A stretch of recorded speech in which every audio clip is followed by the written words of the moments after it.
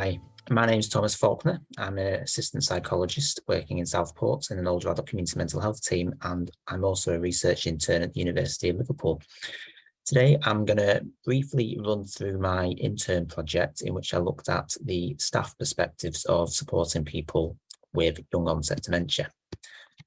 Brief background, it comes from my professional role in which I heard many stories from people with young onset dementia. I used to do post-diagnostic support, and I help facilitate a young onset dementia group, and I just hear constant negative experiences. Really, people felt like they weren't understood, maybe that clinicians didn't understand the condition, or even the fact that people under 65 may have memory or cognitive concerns.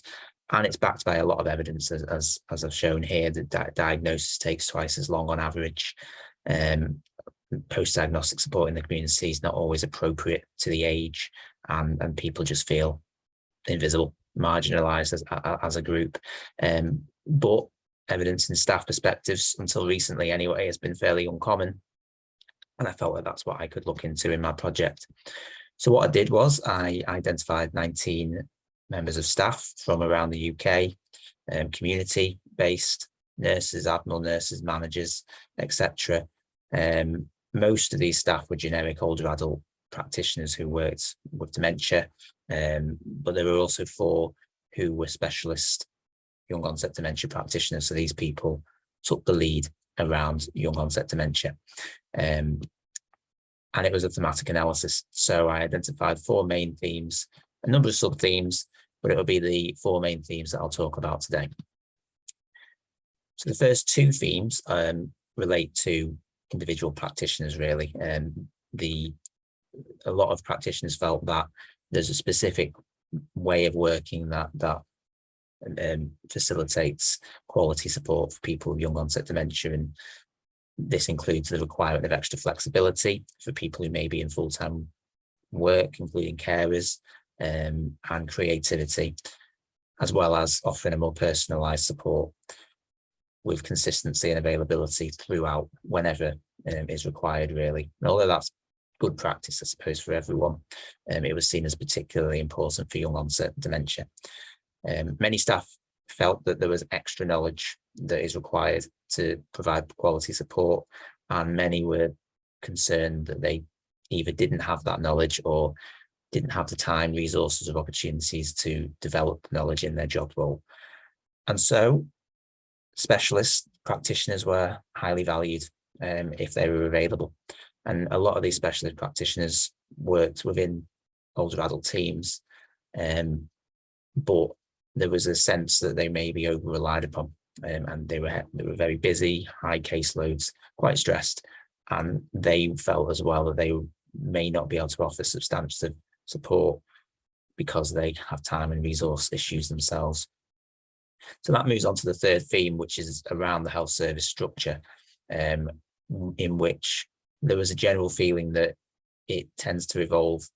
It will be evolving in a generic sense. So specialist provision is being a little bit deprioritized, possibly due to, again, time and resources.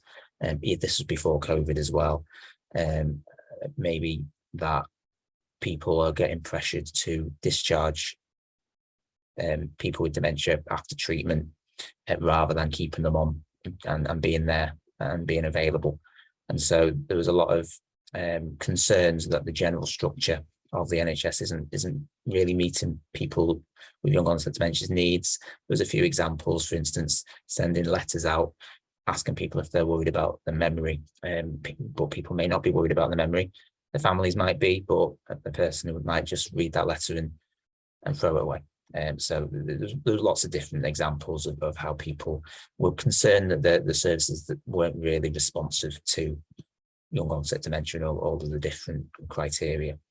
The impact of COVID was generally a challenge really. It was generally a lot of negatives in regards to clinical work. There was a lot of positive adjustments and a lot of resilience, but generally people preferred face-to-face support. Diagnoses were massively delayed. Some people were still waiting 18 months later, and neuro assessments were reduced in quality because certain tasks just couldn't be done. A couple of facilitators, though, generally in regards to working practice. So technology may lead to better integration and communication between teams, and that may reduce delays in treatment because teams are more networked and can communicate faster. And also in regards to development of knowledge, staff may be able to do this more easily because there's webinars and online training available. And supervisions may be easier to arrange as well because you can just meet each other online when you're free. And so a lot of conclusions were made and recommendations in the article, but generally I've just generalized it to the general consideration that it is a unique role. Staff generally felt that was the case, and therefore specialist practitioners are highly valued, but perhaps over relied upon. There needs to be maybe some thought into the way that the NHS is structured in regards to whether that reduces the accessibility for people with young onset dementia, and even when people are diagnosed, they're having to wait a long time, and they're often maybe not feeling confident in the knowledge that all clinicians have, and that may be because certain teams are over relying on one or two specialist practitioners. And COVID, it had mostly negative impacts, but there might be one or two working practices that are going to stay because they were helpful in the end.